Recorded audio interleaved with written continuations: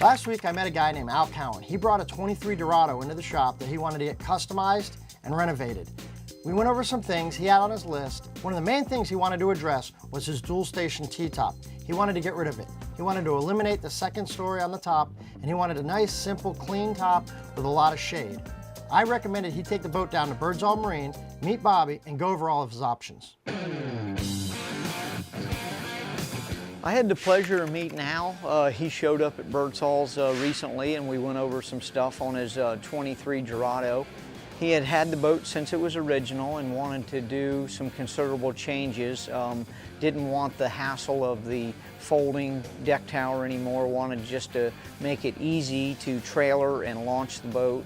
Was interested in making sure that he had plenty of sun coverage. There was some criteria with the console being having to open up to get to the rigging, which had a few challenging points for Birdsall. The existing deck tower that he had was kind of just built around the console, sort of in the aisleway, if you will. So we wanted to try to get the leg assembly tighter to the console, and we were able to come up with a few good ideas for Al on that. After listening to Al and taking in consideration all of his different characteristics and needs that he was looking for in his new build, we went back to the drawing board and came up with some great ideas for Al. In Al's build, you know, what we do is we fabricate a blueprint of the top section, and somebody will fabricate the sunshade, as we call it. At that point, all the dimensions are taken, the top section's done, it's mostly welded out. The canvas guy comes down usually and fits the canvas at that point. The Weblon that Al picked is a duplex color. It's usually a lighter color on the top. His was ivory with sand.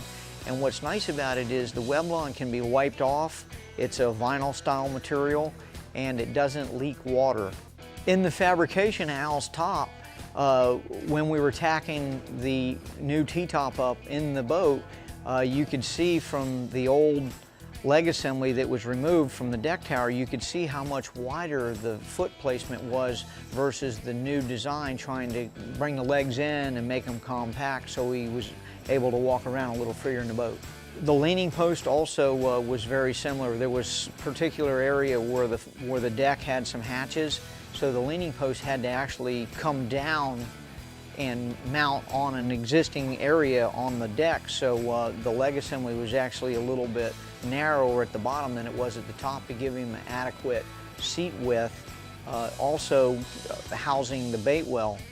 Also in the fabrication of Al's top, the console opened up for rigging, and one of the challenges was being able to open the console, but yet the T-top has to be rigid enough and be mounted to the console so it's not rickety or shaky in any way.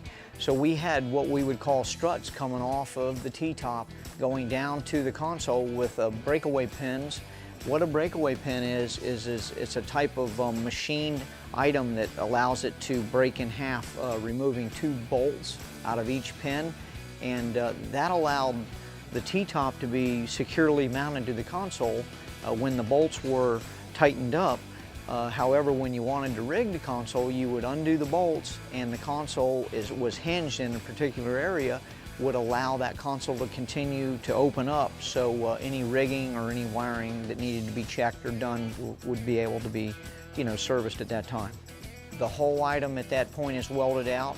The canvas guy obviously finishes his canvas. The welder finishes welding the whole top, and then the rigger would get the top at that point, and he would machine the top and pull all the tin wire through the framework, and then the canvas would be laced on. We want to make the canvas tight. We want to keep it the same reveal all the way around the frame. Once that's done, the lighting will be installed and hooked up, and then after that point, that top's ready to go on the boat. The top on the boat came out wonderful. We achieved a lot of different areas that Al was looking for. All in all, everything was very nice. I think he'll be extremely happy.